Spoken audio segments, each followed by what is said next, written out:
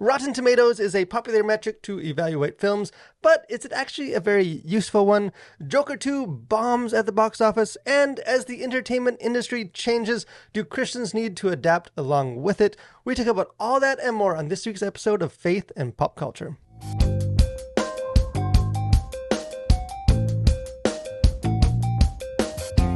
Hey, well, what is up, everyone? Welcome to episode number 31 of the Faith and Pop Culture Podcast. It is me, your host, Daniel, and I am joined at the desk, as I always am, by the long, flowing hair to my classic rock star, Mr. Samuel David Camp. What is up? I usually wake up every morning hoping that I'll be compared to the long, flowing locks of a rock star. See, at some point we need to bring back some old pictures, because let me tell you, like back in the day when I was you had some flowing locks. You want to see some long, beautiful, flowing locks. You did. I had long hair, but it was nowhere near the beauty of your locks. Mine was pretty spectacular. I mean, it was like down to my shoulders, and wasn't at all like styled, and like it was just there. Like, I don't want to hold it back. Like God's original design. So I keep testing the waters with my wife that maybe that needs to make a comeback. Yeah. Maybe that need to have sort of that classic rock Well, I think there have been some big hair bands that have made rumblings from time to time. Yeah, like The Darkness. I mean, it's been a while, but what was that? Something Van Fleet. There was like this kind of, I don't know if they're like a cover metal band, but I feel like he had the long hair. I don't know. I mean, it's like a requirement if you're a metal band, too. Yeah. You got to have... That's true. And Wind Rose, they all have. They do. Dorvan. And if we're going to topics, just to follow up on last week, is their new album, Troll Slayer, does in fact deliver. Does it live up to the hype? I've been rocking that out. I've been shaving time off my jogs every morning. I'm happy for you. But moving on to... maybe not more important topics than Dorvan power metal, but at least... But equally as important. More accessible to a wider audience. And there's quite a bit going on this week. This is... we have more topics than we even have time for to get into on the show. We have to bump things to next week. So that's always good when culture just has stuff going on. It's better than the alternative of... having nothing and saying, oh, well, I guess we'll talk about this again. Hey, an oldie but a goodie. And one of the things, which isn't necessarily one of our big topics for this episode, but I just thought was interesting because it was just an experience I had that I think reflected on, things that maybe applies, in a wider sense, but that we may not always recognize. And that is, so I saw the movie, which we'll get into, I'll share my thoughts a bit later, Piece by Piece, which is the kind of weird... like Lego movie biopic, but it's also a documentary of Pharrell Williams. Again, it's like Lego, and it's not really for kids, but it's kind of for kids, and it's a weird movie. You can check out my review for it. And I left the theater, and I was trying to work on my review, and usually I don't check out other reviews until I've written my own review. But then when I do write the review, sometimes I'll go check some other stuff and just sort of see, hey, what do people think? Am I crazy? Yeah. And I was not crazy about the Piece by Piece movie, but I went over to Rotten Tomatoes, which is probably the biggest as far as most people know, the Rotten Tomatoes score. You hear that, studios constantly, if it's good. Yeah. People love to blast their score if it's good. 98 on Rotten Tomatoes. And it's is this become sort of like the industry standard for is it good? Is this movie good or bad? And I know, personally, I hear from people that, I was kind of interested, but it seems like it has a 42% on Rotten Tomatoes. I might just wait till streaming. It's sort of become this go-to. Yeah. So I went to check out this movie, and to my surprise, saw that this had a 93% on Rotten Tomatoes. Have you ever been so out of touch with? I like to other think critics? that the critics are out of touch and that I'm ahead of the game with my insights on film. Could be. Time will tell. But I was I'll be honest. I was did I miss something? I don't necessarily care if I line up or, people agree with me or not. I sort of share my opinion. And it's if that 93% is pretty high. It seems like a lot of people are praising this movie. Did I miss something?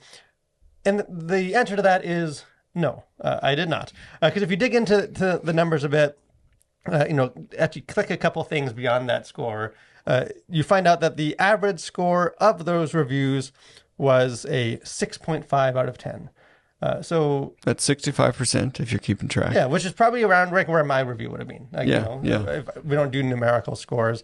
And the reason there is that discrepancy, I think there continues to be, despite like Rotten Tomatoes being such a like just omnipresence in sort of the film conversation, people just don't get how it works. Like there's not Because how it works is because stupid. how it works is very confusing.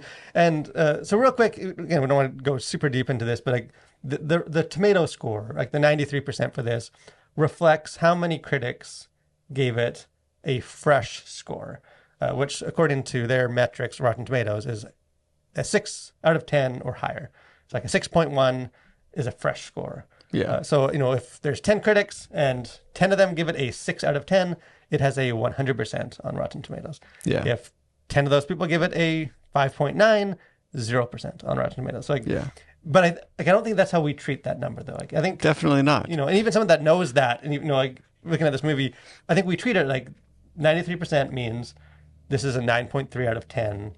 That's an A, Yeah. or an A minus. Like that's a good That's a good score. that's a good score, and it's not. And I think it can be misleading. I think that's also why you see like it skews towards certain kinds of movies, like because essentially it's the tomato score is telling you like, how many critics said like, meh, it's fine. Yeah. Which it's is above yeah, average. it's not the worst thing I've ever seen. Some people might like it out there, which is why it skews like kids movies almost always do really well. Yeah. Because it's just, even if it's not a great movie, it's like, well, it's for kids. Yeah. Like it's a Minions movie. Kids like Minions. It's 6.1 out of 10. So it's, ends up making 98 on Rotten Tomatoes. Yeah. Where like a more divisive film may actually get like way more like, this is mind-blowingly amazing. Like this is a 9, this is a 10 out of 10. But if a couple people is like, well, I just didn't connect with it and give it a bad score, then the score is going to go way down. Right. Again, don't want to, that's maybe a too inside baseball for kind of the industry, but I think it does reflect just how over-reliant we can be on just like metrics when it comes to like engaging with films, like evaluating, like, is this good? Is this not good? Should I see this? Should I not see this? And just how many of us just sort of put our trust in these sort of cold numbers that we don't even necessarily understand what those numbers represent. What are some of your like? Yeah. Well, my initial reaction is like, why on earth do they keep this metric in place? Because I think that's such a just outright misleading way to frame a movie. And I guess you kind of have to ask yourself like, so who benefits from this? And it's the movies that are meh, because they can slap that 93% on Rotten Tomatoes on all their marketing, and it makes it look like it's a better film than it actually is. And I think it hurts those films that are actually really good films, but have disagreeable content or, are doing something that's maybe unusual. And so it's a good film, but it's going to be hard to score in a real simplistic way. So that would be my first thought, is like, that's just the dumbest thing. Like, I would love to see like why on earth did that ever get implemented, and why on earth is it still there? Like, how many people really are like how many critics out there thought this movie was average? Like, who's looking for that? Like, kind of, and I think it can keep you from, like you were saying, the movies that it doesn't help is, like for me, would be way more enticed by a movie that like, hey, like 7 critics gave this a 10 out of 10. 3 of them gave it like a 2. Divisive, but like, some of them are really loving this. And which that's the movie I want to see. 70% Rotten Tomatoes, as opposed to like, well, if it's really good. I mean, sometimes it's because they all thought it was great. Like you can still see those numbers. It's just, I don't think most of us don't think to go that far. But I just think it feels like a dumbing down of the way we process films. Like, just what's the most simplistic way we can see whether it's good, whether it's appropriate for Christians, whether it's, worth has value, or like different things, like, or whether people like it and that affirms us because we assume like. Well, I just think that's where, to toot our own horn here, is like, I think that's where. Continue. I like where you're going with this. Is where like, actually reading or watching actual reviews of movies from people that like you've come to at least understand their point of view in most cases. So like for what you do, I think reading your review is, or watching your review on a particular movie is going to be way more informative and insightful than just saying like, was it too enthusiastic thumbs up, or was it 4.5 out of 5 stars? That just doesn't really convey much about a film, aside from the fact that maybe you liked it. But the fact that you liked it doesn't necessarily mean that I'm going to like it.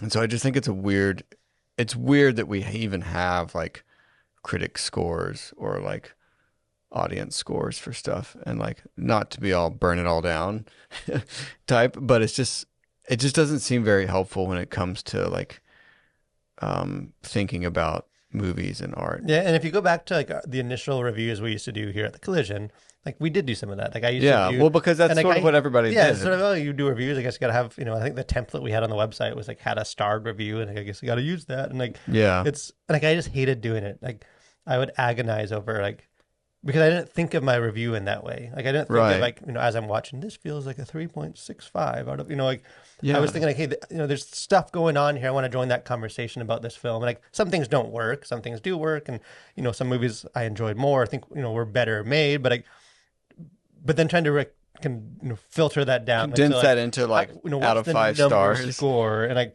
one of the most like freeing things for our reviews, like for me, at least writing the review, is like, not having to do.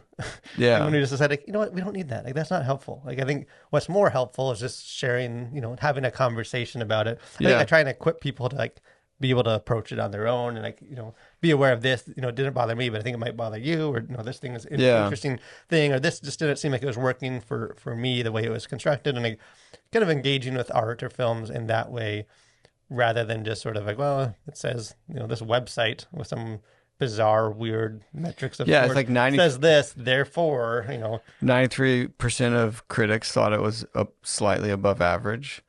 It's like, well, I'm not interested in seeing that. But then if you see the 93% critic score, it's like, oh wow, like this must be a really great movie if like it's being so loved. But then, I don't want to. I'm not interested in seeing like average movies. It's like, well, I'll pass or wait for it to come to streaming. Which it tells two completely different stories depending on what metric you look at, which I just think, again, is like, why on earth is this still a thing? Yeah, and I know there's been controversy and pushback, just in general with the whole tomato meter and that, but it is so ingrained that it's hard to change that. But another thing, speaking of bad reviews and bad tomato meter scores, times where you can trust Rotten Tomatoes, kind of another interesting story that happened this week, bleeding over into last week, is Joker #2, the sequel to the like super success. I forgot just how successful. Like the first movie, despite being like super grim and like controversial, and there's like it made over $1 billion for like an R-rated. Oh wow, not. Well, it was such a phenomenon. Like I feel like when that one came out, like it was huge. Yeah, because this everyone was talking about it, and like kind of lost in the noise. Is like just how many people went to see it, and I was kind of mixed on the movie. I know a lot of people just like love that movie for what it was doing. It was so interesting. Well, people aren't mixed. Maybe some are, but the majority, if we can trust the metrics, is that no, Joker 2 is a bomb. Like this is a massive failure. A couple of the numbers, like it made $37.7 million in the opening weekend, which I will say for an R-rated, weird, depressing movie isn't necessarily terrible. Yeah. Without the context of the fact that it cost over $200 million to make. Yeah. So it's going to lose tons of movies. And that was a sequel to a super successful movie. So not what they were hoping for. The cinema score, which in some ways is a more like accurate metric. That's the one where I know I've done it before now and then. Like people go to like actual movie theaters and like hand people out of the theater little surveys and they fill it in and then they kind of compile that and give it like a letter score. So it's still not like it's still some of the metric stuff like we talked about, but it's at least sort of like people walking out of I just saw this movie. Yeah. What are some of your thoughts? They got a D on Cinema Score, which I think is the lowest score that like any comic book movie has like ever got. And I mean, there's been I mean, like There the have been some Marvels, low and ones. Morbius, like those exist. So that's bad. And just again, we just poo-pooed Rotten Tomatoes, but according to Rotten Tomatoes, it has a 33% on the critic score and a 31% on the audience score, which is almost surprising. Like even audiences like this less than critics. Yeah. So not doing good, which obviously leads to the question of like, why? Like why? Yeah. You know, if the first one had done bad, then we'd be like, hey, R-rated, gritty movies about a villain in a Batman world without Batman, like, of course it's not going to do well. But like the first one did so well. What is it about this movie that just doesn't connect? And I think for me, this movie is, again, I have seen this movie. I reviewed it. You have not seen this movie.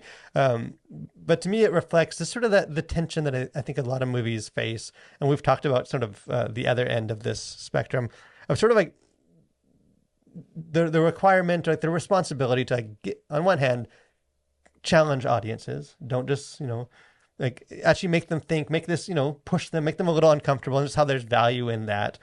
But at the same time, like it also has to kind of give audiences what they want. Like it has to be a satisfying experience. It can't just be like, I don't know if many of us want to just like sit in a theater and just be miserable and like, not enjoy any second of this experience. I mean, well, at least it was challenging. Like, like it still is a movie. Like it's still, it's still sort of this experience, and it's just sort of the, it's a delicate balance to get. And we've talked before, I mean, recently on these episodes, like how a lot of faith-based stuff can veer the other way of like, this movie is not going to challenge you at all. No. But I mean, it's going to give you exactly what you want. Christians to be the hero. You want atheists to be the bad guys. You want the Christian to have a happy ending. You want all this stuff. Like we're going to give it all to you, and not challenge you. And which is bad. Like this just sort of shows like you can go too far the other way too. If everything is challenging, like like what are movies for? What are again? You haven't seen this movie, but just in general, like just that balance between like sort of not fan service, but like satisfying the audience expectations while also not letting them be too comfortable. Yeah, I mean, I think in this particular case, I wonder if it was partially sort of a victim of their own success. And so I think a lot of times when you have a movie that is just maybe surprisingly and wildly successful, like for the first Joker, then I think there's just a lot of pressure to deliver on, volume 2. And it seems like, again, I have not seen these, but it seems like with Joker 2, it was like, we're going to, flip the script and we're just going to go out on some limbs here and just be really different. And sometimes that works, and sometimes, as in this case, it does not work. And so I think partially that may be at play, that like, when you have a really good first film, the pressure's on to either match that with the second one, or if you do go in a totally different direction, you better hope that your audience can come there with you. And well, and because we talked about Megapolis, was that last episode or the week before? I think so. And like just there's sometimes restrictions aren't a bad thing. Yeah. And I think like some of the issues with the sequel is just you make a first movie for pretty cheap, and it wins awards. It makes $1 billion. Like then you make the sequel, and it's like 4 times the budget, and it's it's like this guy made $1 billion movie. Like he's gonna go do what he wants to do, and you're gonna let him do it because he may do $1 billion. And just I think there's also a sense of like, well, you know what, like maybe rein it in a little bit, and like and just be a bit more like aware of how this is gonna land. Is this what audiences want, and like will feel satisfied with? Because another kind of relatively recent example of this, for me at least, is like The Last Jedi. Like in the Star Wars, like Rian Johnson's like middle entry in the sequel trilogy, which became like a super divisive film, and in some ways because of this balance of like if The Force Awakens, the J.J. Abrams like reboot first return of Star Wars, for the most part was very much like hey, fans want Star Wars, we're going to give you Star Wars. You want Han Solo? You want the characters you love? You want another Death Star? Do you think A New Hope was the best Star Wars movie? We're going to give it to you again, just with a different coat of paint. And I kind of course correcting from that. And people criticize it for that, saying, is this pure sort of fans? Is this giving people exactly what they think they want? And so, Ryan Johnson gets, the helm of the ship and steers it the opposite way of like, Straight to an iceberg. hey, you want your beloved, childhood hero to be heroic? Well, guess what? He's not. He's actually hates the Jedi. He's a grumpy old man. He's a grumpy old man, and you want the big villain we've been setting up to be this mysterious figure that ties into the lore. Well, we're gonna kill him in movie 2 and not explain where he came from, and like, just very much like we're gonna sort of like we're gonna give dumb audiences the challenging movie that they don't even know they're ready for yet. And and again, if you like the movie, you like the movie, but just sort of that tension of like, I think movies should do both. Like, but they should challenge you, but at the same time, it's not wrong for like movies to uplift us. And like, I don't know if we've given that impression in our like when we bash some of the faith-based stuff. Like, I think you can go too far, but like, at the same time, it's not wrong to come out of a movie theater and be like super like uplifted because that that hit you right in the sweet spot of I wanted to go see a superhero be super and like be a hero, and like what they were, and they beat the bad guys, and I feel good leaving the theater. Like I don't know, you can have both, but the Joker failure just sort of shows like what happens when you just try and push a little too far. Yeah, and I think especially because you could look at like the Megalopolis movie, and it obviously bombed worse than Joker 2. But I think the interesting thing with Joker 2 and with The Last Jedi is it's also a sequel in a series. And so I think there's just way more expectation from the audience that like, okay, this is going to be like, love the first one. And so there's just more expectations coming into the theater for number 2. And so I think that if you're not aware of that as the filmmakers, like, then I think that kind of adds a layer of challenge to, if you are wanting to be super divergent from what you did in the past, then like you better have a really good reason to, and it better make a lot of sense to the audience rather than just, doing something totally off the wall that is just gonna like maybe not make sense to a lot of people, especially in like the scheme of, you've already done one, now this is a sequel, but you're kind of doing away with everything that came before. Like, so that kind of stuff I think is just, it's extra tricky when it comes to like being a challenging film, but also giving audiences what they want. And I think at the end of the day, like movies, I think should be entertaining, or at least do something for the audience that they could not get in another way. And by entertaining too, like I think that gets misconstrued as like, I gotta think like the first Joker movie in like a more like vernacular sense. Like it wasn't entertaining as in like, man, that was a fun movie. Grab some more popcorn. Hey, Joker's gonna shoot some guy in the head. Like this is, I love this gritty, depressing story. Like it's not, but like it's entertaining in a wider sense of like, it's captivating. Like it's like, there's engaging. There's like an engrossing quality of like, even if you didn't like it, like it's doing stuff and, you're engaged with it. And like, I think that's more, not that they have to be entertaining. It's like all just sort of fluff and very like, floaty superheroes and stuff, but like just entertaining in the sense that like, this is a story that is like, pushing the right buttons for the audience and is not just, because I think in some ways it's almost like a horseshoe thing of both extremes. They fault on like, almost like a contempt for the audience. Like if you're just trying to please them, like it's sort of like fans are dumb and like it wasn't giving this dumb stuff they want and whatever. And it's, it's not great, but it's just what, got to, feed the masses. Where the other side is like, audiences are dumb because, they just want baby food and I have steak, and they're not ready for it, but I'm going to force feed it to them. And like, neither one of them seems to really just respect like, hey, audiences aren't intelligent.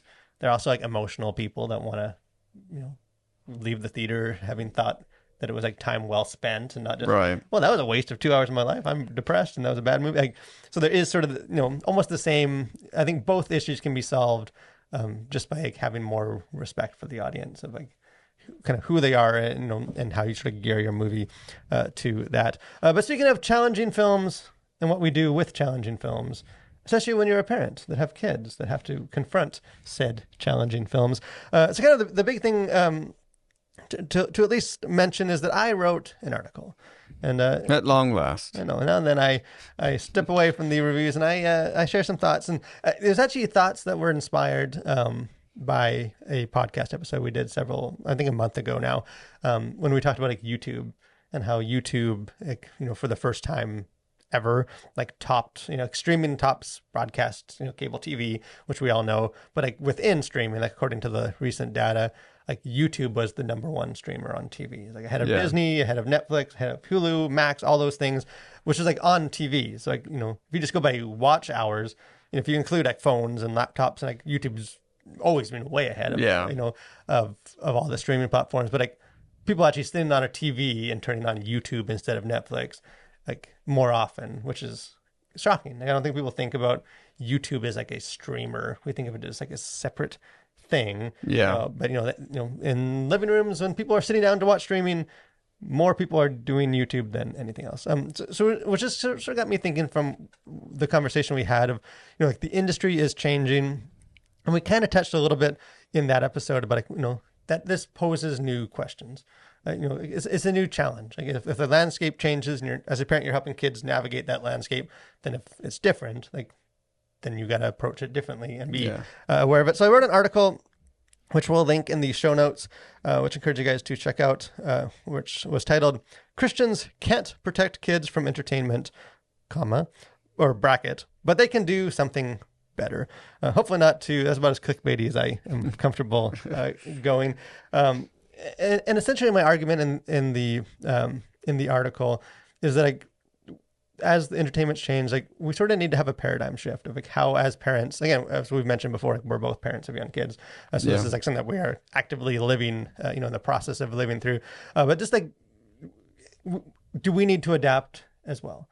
Like, I think, the days of sort of the mindset that, I think I grew up with and hey, there's some movies, Hollywood now and then they'll make a kids movie. You might get one or two a year that are aimed at kids. And, as a parent, you just sort of need to, be aware of that content and just shield your kids from any bad material. And like, very much like our role is to protect kids, kind of guard their hearts, where kind of the case I make in the article is like, not that you don't do that, not that you don't protect your kids, but that perhaps the emphasis should be more on equipping, like not, like not just sort of guarding their hearts, but like teaching them to guard their own heart, like teaching them, if YouTube and, just the expansion of entertainment and, has this sort of grown to the point that it's impossible to keep up with it all. Like as even the most engaged, like I do this for a living and I can't keep up with all the stuff that my kid's going to be exposed to.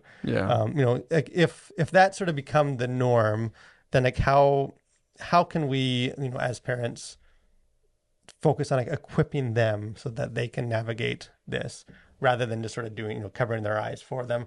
I mean, you read this insightful, compelling, quite witty article. Well written too.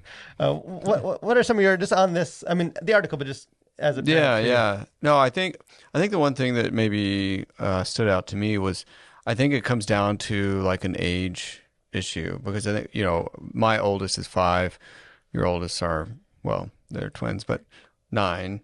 And so even that age gap, I think there's quite a lot of differences in sort of how we approach entertainment, even at between 5 and 9. And so I think a big part of it is I guess really just knowing your kids and sort of when to do more equipping versus protecting, I think is sort of kind of what it comes down to.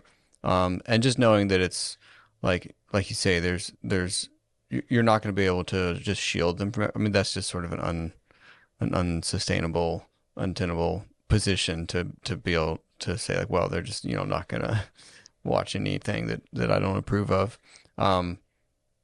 Because eventually they will. And so I think making sure that they are equipped with how to approach things that, dad's not here to say yes or no on this entertainment, or, they get exposed to something that they're capable of handling it in a way that's God honoring and not just like, totally go off the rails as soon as they like see or hear something that goes contrary to what they believe. Yeah, because there's two verses that I use in the article. Ones that we've used often here on the channel. One is like Matthew 10:16, where Jesus calls his followers kind of the two things to be, wise as serpents, innocent as doves, which to me sort of symbolizes those two. Like, be innocent, protect, the protect part, guard your heart, but also be wise as serpent. Like, also, learn to be able to process and think through, when you are, in the dangerous areas, so you're not just sort of a dove that escapes. The other verse is, again, another well-known verse, Proverbs 22:6, where it says, train up a child in the way he should go.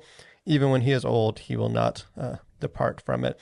And just that idea of the biblical idea of just training up a child, not just protect a child, although you can get some of that in scripture too, but what does it mean to train up a child to learn? Because I think there is an age component to this, and I think at some point for any kid, any parent, any of that relationship, the burden shifts.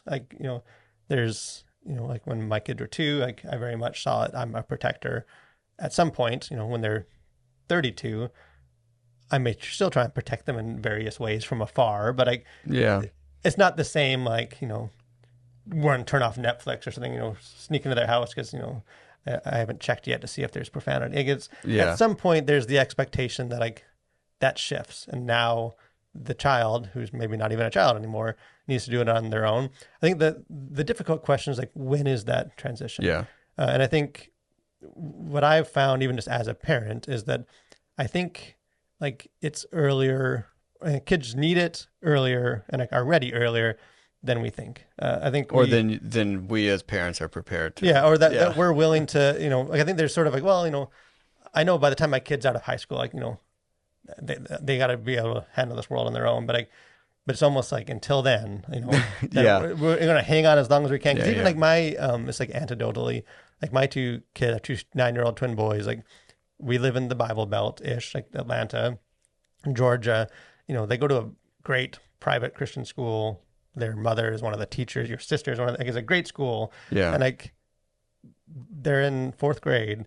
And some of the stuff that they hear, and at a kid, one of my boys the other day was like, hey, so people on the playground are talking about how sometimes a man can be in a woman's body and a woman can be in a man's body. And, there's, or they were mentioning again, one of their friends was, they were saying this thing that from a TikTok video that they saw, and it's about getting girls, and it's they're 9 years old. Some of the games on the playground that became a big kerfuffle, and I feel we, I'm not I wouldn't consider myself a super strict parent at home, but we are we're engaged, and there's it's not just anything go. My kids don't have social media; they're not allowed on YouTube, and they're exposed to this stuff in almost an ideal circumstance. Right. Well, I feel so that's a great representation of sort of doing everything that you can to protect in many ways.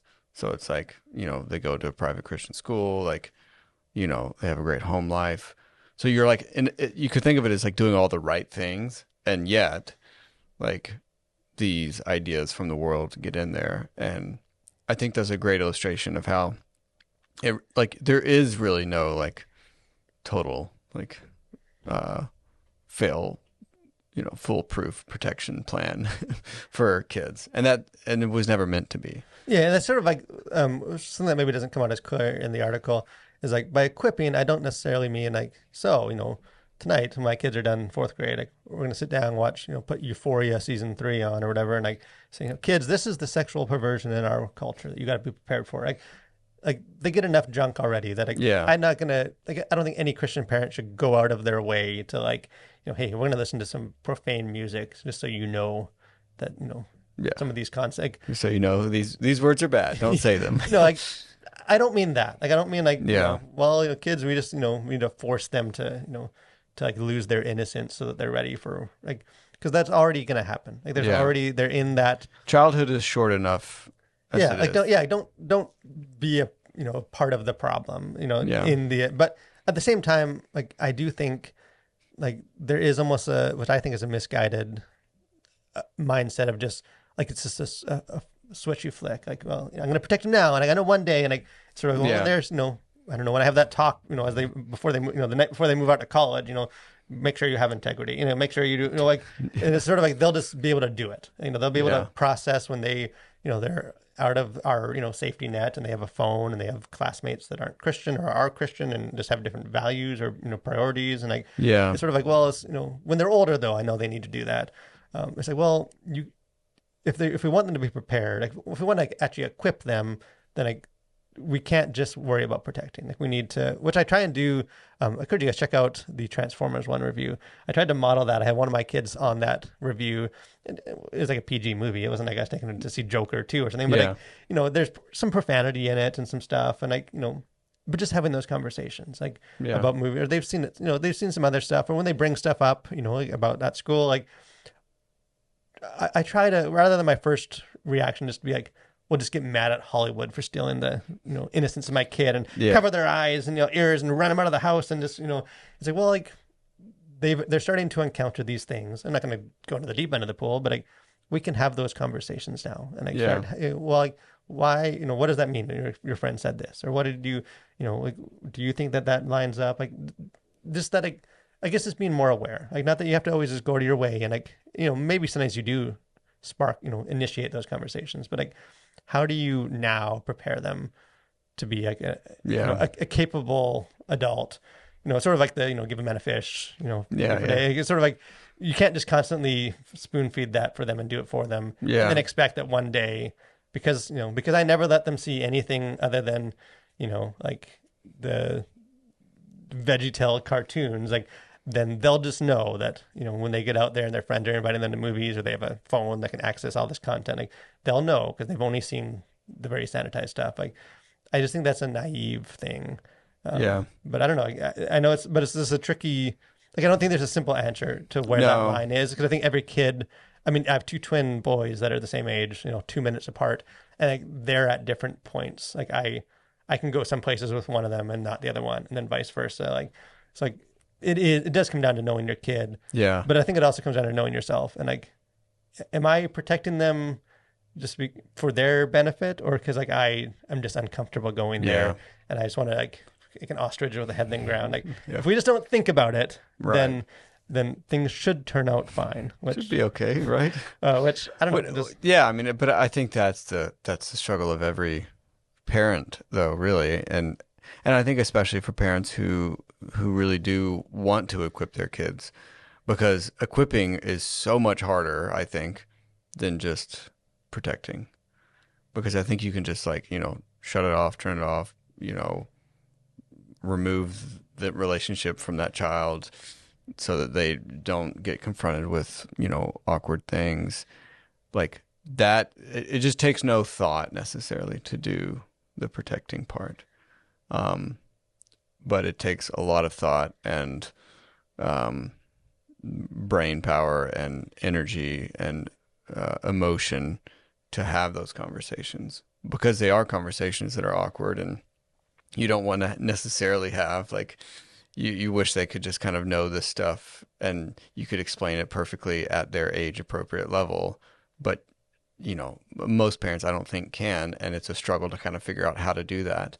And I think that's one of the greatest, challenges of parenting is like knowing your kid, knowing yourself, knowing how much of this conversation needs to happen at this age versus how much of it needs to happen when you're older. Like, is this a case where I just need to say, just don't do that because I said so? Or do I need to be more like understanding and try and explain things? How much do I explain things? So I think this is something that I think every parent struggles with, and I don't think there are necessarily easy answers for these kinds of conversations, other than you need to be engaged with your kids, and that's hard, because it's like you're exhausted, you work, you're tired, like you have to tell them no all the time because they keep asking for more cookies or whatever, you know what I mean? Like so it's an exhausting thing already, and then I think it can feel like, you're just surviving, and then now you're trying to have these like age appropriate conversations with your kids on really thorny issues that adults don't even know how to have those conversations I think, in a meaningful way. And so, yeah, I mean, it's a lot. Yeah, and I think, like you said, that's perfect. I guess there's not a formula.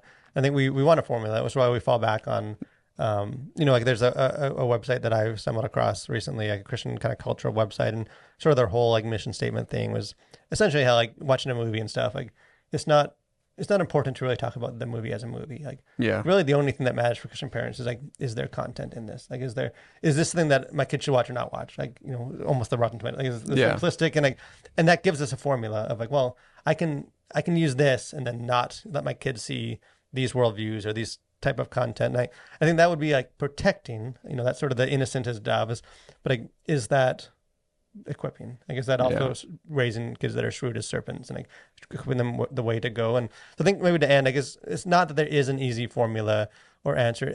I think my conviction is more like, it's messy. The point is more just like, but like be willing to step into that mess and like do your best as you can, and like at least be intentional and like aware that you need to do more than just like, if we can just sort of bunker off our kids and then, release them one day when they're 18, that they'll have the maturity and like the critical thinking skills to be able to navigate the world, that we kind of prevented them from really having any exposure to. How do you do that? I don't know, but I just think as Christians, we should be doing that. But speaking of things that we may need to, help kids navigate in the movie theater, the next segment of this podcast we have out now and coming soon. So things that are out now, the big one is Joker 2, which we've already mentioned. I have a review. It seems like a lot of people weren't interested in going to the theater to see this. But if you're still on the fence of, I kind of want you, check out my review. I try and get into, I think in some ways, I'm almost more positive than a lot of people were. Like, I didn't like the movie, but I think there was some interesting stuff going on. I just don't think that they were able to like pull it together in an interesting way. So check out my review for that. Also out in completion, the complete and totality is Rings of Power Season 2. So check out. Actually, by the time this episode drops, it might already be up on our channel and website. I'm doing like a kind of a review, more like a 10 thoughts I had on this, kind of more in depth. So could you guys check out that? But we have both watched this season. What's your like initial sort of take? What Rotten Tomatoes score? Yeah, how many numerical percentages how many stars out of 5? I think overall I enjoyed it. I think it was a really fun season. Lots of excitement, I think, and world building and character development. And so, I think overall, I think it was really good. Yeah, I loved it. I enjoyed the first season a ton, more than a lot of people seem to. And I think this season is probably better overall. It seems like there's more. It's just the pacing's better, I think. Like, I think it is. The pacing is probably better than the first season. Yeah. And I just think I think there's just more development. I think more things are happening, and like you're starting to see, things unfold more so than and more like season. I think it's not a coincidence. Like more Tolkien, like actual stuff pulled from, rather than made up. Like getting into more like the meat of Tolkien's story. I think it's always going to be a show that's hard to have like a unbiased. Like, there's so much noise around this show. That it's because it's the kind of thing that I feel like people love to hate. Yeah, and I think even just like the budget being what it was, like it was so expensive that like there was this expectation, and even that number, like people conflate the budget for the season, which is high, but they also lump in like the money spent for the rights, like as though that's part of the season, which isn't, because like that money is going to go to being able to make tons and tons of Tolkien stuff. It's like when Lucas sold Star Wars, like they didn't cost $3 billion to make Force Awakens. They cost $200 million, and then the rest of it went to the rights, and they're gonna make more. But it's just sort of that this is the most expensive show ever. It has to be this level, and if it wasn't the most amazing thing that we've ever seen, then it's like, well, I guess it was a failure. And it's like, well, it still is probably the most amazing looking show that's arguably ever been on TV. Like there's so much to it, but I liked it a lot. I think the scope is big. I think perhaps too big. Like there's there's so many storylines that it just can't. You get the sense that they're sort of like, we need this character, but not really for a couple seasons. So they're sort of around and like, we'll introduce them, but we need them for these big events down the line. Yeah. But, we're just gonna sort of have them pop in every now and then, and like, or the whole like Hobbit storyline, which doesn't really seem to go anywhere yet, and like. So it's not a perfect show, which I don't think. Yeah. Well, and there's just some maybe tactical things in some of the battles, and you're just sort of like, I don't know, that seems weird. And there are sort of like things that you just sort of have to accept, I think, to just say, okay, like that seemed dumb, but whatever. Yeah, and I think there's overall, it's by necessity too. Like some of it, I think is unforced. There's some changes to the lore. Like the rings are made out of order, and there's some stuff that it's like, did they need to do it that way? Like, or is it just sort of, maybe they have. I'm sure they have, reasons. But like the other part of that is like, this is an almost unfilmable, like Tolkien's book. Like it was unpublishable. Like there's a reason it wasn't published till after he died. Like, and that the publisher is like, nah, like we're gonna pass. This is a lot. Like there's a lot going on. Which, by the way, you'll be happy to know, I started listening to the Silmarillion. Oh. On audiobook, and let me tell you, it's hard to follow. It gets easier as it gets. Yeah. I mean, not necessarily, but like, man, there's some good. Like, I've come around to the point of view that I agree with Tolkien that is his masterpiece. Like, there's so much depth and stuff going on. Yeah, I mean, there's just so many things happening, and it's so like, it so far I'm like maybe halfway through, and it's like there's some really epic world building. And a lot of depth to what he was setting up, like just Middle Earth and the whole world of Lord of the Rings. Like it's really impressive. Yeah, I think that's where it's even more than Lord of the Rings. Like where the more times you go through that story and think about like his theology comes through, and like you see his whole worldview. Oh yeah, it's amazing, but like it's a lot. It's like the idea that we could just why can't these showrunners just like put that up, besides the fact that they don't have the rights to that, like why can't they just sort of put it on the screen? And in a way, like I think they're doing it is about as good as they could, despite maybe some issues along the way. As far as coming out soon, the main movie this week is that Piece by Piece movie, which I had the chance to see early. I don't know who this movie's for. I think if you love Pharrell Williams and Lego, then maybe that's the that's the Venn diagram. But it's like I don't think it's really for kids. I don't think it's for people that don't really like the movie. I don't think this movie works as someone that just likes Lego. Yeah. Because it's not really like a Lego movie in the same sense that we're familiar with. Yeah. Like I don't think I would bring my kids to go see this movie. I don't think they would enjoy it because they don't know these people, and it's just a lot of interviews, and it's just, I don't know. We'll see. I'm curious what the Rotten Tomato score. Actually, I know what it is. It's 93, but I'm curious what the box office is for this one to see how it connects. Yeah, that'll be interesting. But speaking of interesting and things that I am curious for, and if we were to rate it on the Rotten Tomato scale, 100% fresh. 5 and that out is of 5. the final segment of this podcast. We have things we like that you should like too.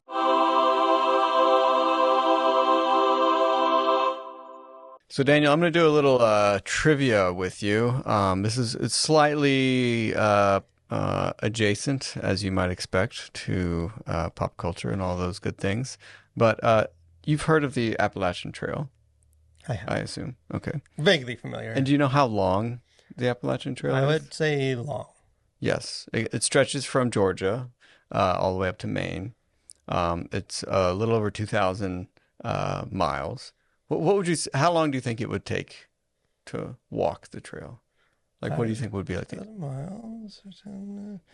miles. 6 days. 6 days. Is that way undershooting? Yeah. Yes. So on a skateboard. Yeah, in the woods with those skateboards. How they ride in the woods. No. So typically, like if you do a through hike, it's like 4 to 8 months. Is what it takes you to like walk that distance. Unless you walk really, really fast. And speaking of walking really, really fast, the latest FKT, which is fastest known time for the Appalachian Trail, was just a new one was just set by a woman named Tara Dower. And do you know how fast? So she had a crew, so like she was just like hoofing it. People were making her food. Like, so she wasn't like carrying a backpack with her tent like through hikers would. Like she was like going. How fast do you think she did it? I'm gonna say 6 months. You said take 8 months to. Like Normally, if the you like average back Joe- if you yeah, the average Joe, you're backpacking, you're carrying all your gear 6 to 8 months. Okay, 5 months. Okay, she did it in 40 days, 18 hours, and 6 minutes. So you're telling me that as a human species, we are slowly inching our way towards being the first man or woman to complete the trail in 6 days. Yes, we are one step closer to doing it in 6 days. So I don't know. I saw that this was maybe like a month ago, and I'm like, I love like the endurance um, events. It's like 100-mile runs, and I don't think I'll ever do one, but I find them fascinating, and also the fact that it's a woman who did it, I think is really interesting too. Like this is like not like the fastest woman to do the trail. It's like this is the fastest known time on the Appalachian Trail, and I think it's like by a couple of days faster than the previous one. So hats off to Tara. Well, I love that stuff. Like I think It's incredible. I think as Christians sometimes we can be almost like Gnostic in the sense that like it's all about the spirit, and we just have these bodies. How is our spirit? But like we have God made bodies, and bodies are cool, and like I think They can do some really I incredible. think it's awesome. Like I'm a runner. So like I love this the constant slow march to try and like get the new best time. Or at the Olympics, like every year it seems like we're setting new this like the unthinkable time, and then next year next Olympics we'll top it. And like it's to give you an idea, I think it's something like 50 or 60 miles per day for over a month. Like it's just insane. And that's not like on a flat road. Like that's in the mountains, like on a single track trail. Like it's just, and when you start thinking about like how much running that is and just how much moving that is. So yeah, I thought that was really cool. It's even like as like a runner, like watching like the Olympics or whatever, and you realize like, okay, like my fastest sprint time as someone that's run marathons and stuff, like, I don't even ever, I can't even get up to the speed that these guys are running like for a 26 mile that they maintain. Like, I couldn't run 100 yards the pace that they're running, like 26 miles. It blows your mind. And I think it is, I just get inspired by that kind of stuff, like humans that like have the dedication and stuff to push themselves to do. And I think it's really cool because there's been a lot of talk too, and we can wrap up, but just to word about like the transgenders in sports, and there's been all this sort of conversations. What I think is really fascinating is like these like ultra runners and these distances. Like there's women like at the very top of that, and I think you wouldn't expect that. I think given like all the sex differences between men and women, and I think it's really cool that like women are out there crushing FKTs on the Appalachian Trail. When you realize too, like so much of it is mental. Like like you need to have the physical stuff obviously, but like so much of like like everyone at a certain level has the physical skills. Like what separates the final bit is like just like the pure gall, like the strength of mind to like it's insane to feel terrible and like keep going and like which it makes sense. And she said I think something about like I think women do have a particular knack for endurance, and I think it makes sense if you think of it also in terms of like women are also the ones who have children. And like, if you've ever seen someone give birth, it's like that takes a lot. And like, I'm sure I don't have what that takes. And so I don't know. I just think it's really awesome to celebrate. I guess the fact that I can't give birth probably removes my dream of completing the trail in 6 days. But maybe, who knows? You can still hope, Daniel. But speaking of hope, we hope that you will join us again next week. I appreciate you guys joining us every week just to dive into, there's always just interesting stuff going on in culture. I got some interesting stuff already in the show notes for next week. Some big conversations, things that not to show our hand, but I think we'll both have thoughts on. Probably. Perhaps even passionate thoughts. So we hope that you will join us once again every Thursday for more conversations on faith and pop culture.